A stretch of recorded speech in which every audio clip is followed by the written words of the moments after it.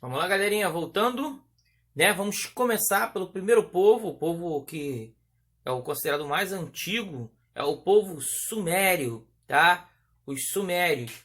E os sumérios, eles vão ter uma organização política diferente de todas as outras sociedades, outros grupos que vão chegar depois. Os sumérios, eles vão ter uma construção chamada de cidades-estado. Por quê? Cada cidade dessa tinha seu próprio exército, seu próprio rei, seu próprio grupo de sacerdotes, por mais que seguisse o mesmo estilo de cultura e religião, tá? Essas cidades, elas muitas das vezes até se rivalizavam entre si, tá? Eles vão fundar cidades como Ur, Uruk, Eridu, Nippur, Lagash, Kish e outras mais. Sendo que Ur, por exemplo, a gente vai ver, é maneiro entender essa identidade. Ur, a gente vai ver, por exemplo, na Bíblia, cidade de onde Abraão parte, né, com sua família, para dar a origem ao povo hebreu, né? Então, o Abraão era um sumeriano, né? Ele era da cidade de Ur.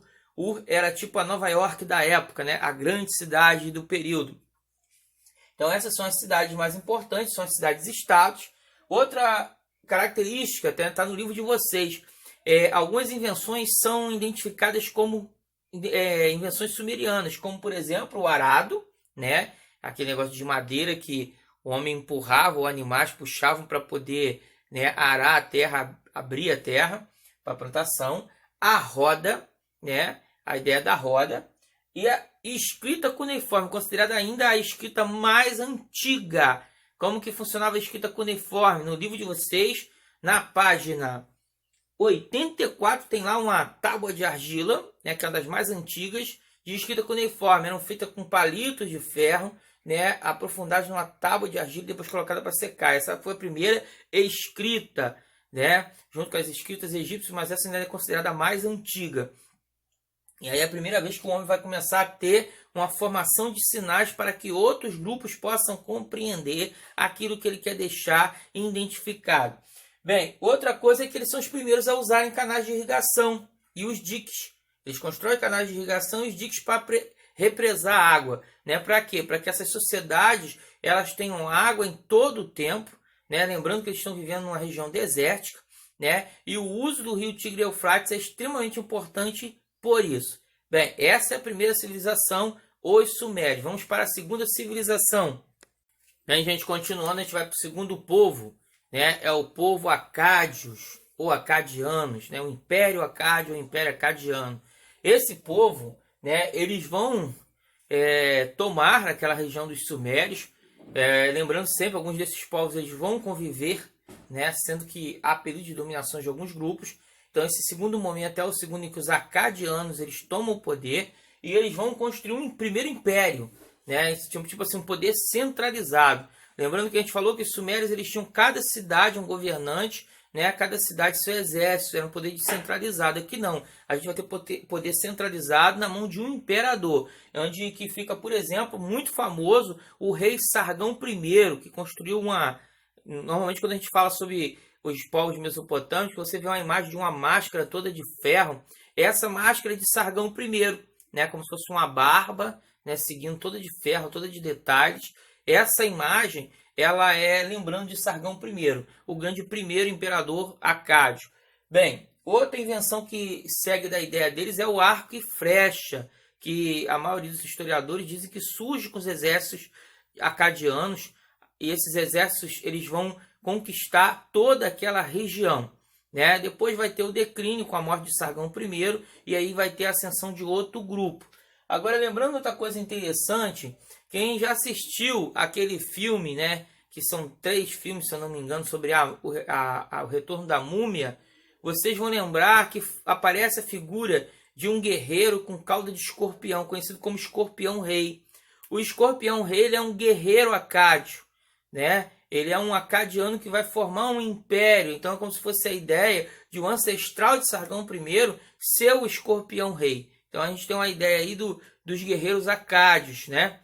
Então vamos continuar, vamos para o terceiro povo. Bem, continuando aqui agora mais 2 povos, né? Nós já falamos dos sumérios e falamos dos acádios. Agora nós chegamos no terceiro grupo, que são os amoritas. também conhecidos como primeiros babilônicos ou primeiro império babilônico, tá? As duas formas estão corretas.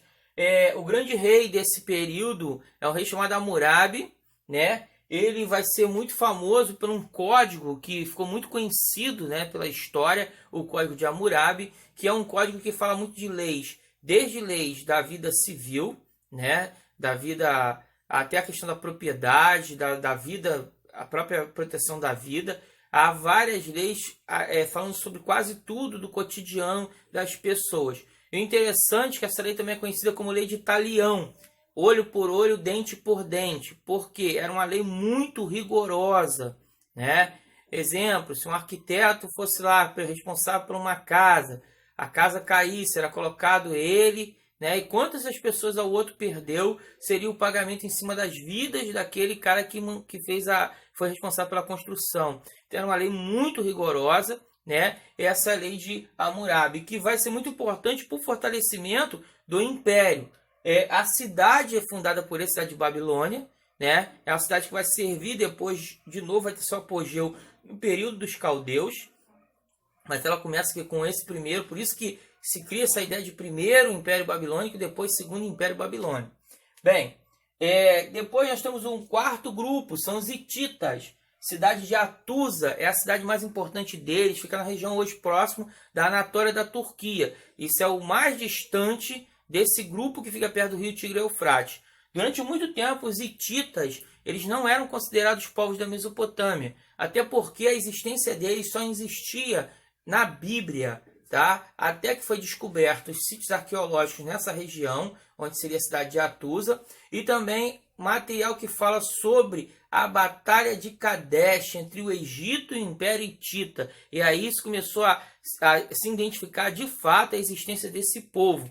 E aí, por que eles estão classificados aqui hoje? A gente vai ver daqui a pouco que é quando a gente fala da organização dos povos mesopotâmicos. Eles têm algumas questões muito parecidas, né? A grande invenção desse povo, considerado, é os carros de guerra que eles vão criar. São os carros em que tinha um condutor e normalmente mais de um arqueiro, né? Nesses carros. Eram potentes carros de guerra na época do mundo antigo. Vamos continuar com os dois últimos povos. Bem, continuando, agora nós vamos chegar no povo assírio.